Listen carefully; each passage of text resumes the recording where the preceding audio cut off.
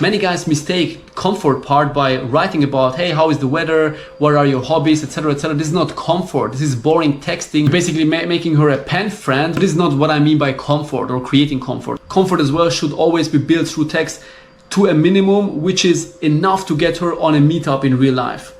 You know, you don't have to really over exaggerate the comfort part, but only to a slightly minimum, which is enough for her to get her ass and meet you guys out there, or meet you. We're sending her again the picture of the bar.